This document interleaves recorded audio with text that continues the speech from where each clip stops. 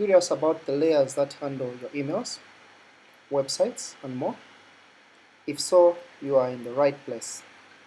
Welcome to my channel where I simplify tech related concepts into easy to understand explanation. Today we are going to dive into the OSI model, the backbone of internet communication. By the end of this tutorial, you will be able to grasp how each layer contributes to keeping our digital world running smoothly. Let's get started. First, let us look at what the OSI model is, or the Open System Interconnection model. It is a framework used to understand and standardize how different network protocols interact to enable communication over a network. It divides network communication into 7 distinct layers, each with specific functions and responsibilities. These are the physical layer, the data link layer, the network layer, the transport layer, the session layer, the presentation layer, and last but not the least, the application layer. Now, each of these layers serves a unique role, from transmitting raw data bits over hardware to providing end-user services like web browsing. By breaking down network communication into these layers, the OSI model helps ensure interoperability and simplifies troubleshooting and design in networking. Let's analyze each one of the layers individually. The physical layer. The physical layer is the first layer of the OSI model and is responsible for transmission and reception of raw binary data over physical media. It deals with hardware aspect of networking, such as cables, switches, and network interface cards, ensuring that data is converted into signals that can be sent over various types of physical connection. The data link. The data link is the second layer that takes raw data from physical layer and organizes it into frames, which are structured packets of information.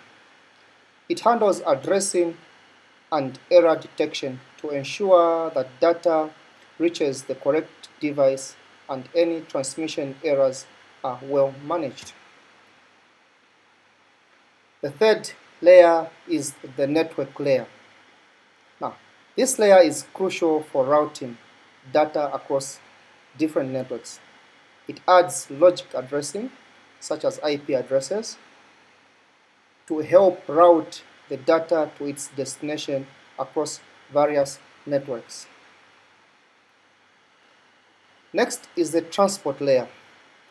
The transport layer manages the end-to-end delivery of data across networks. It ensures that data segments are transmitted reliably between devices, handling error correction, and also the flow control. The fifth layer is the session layer.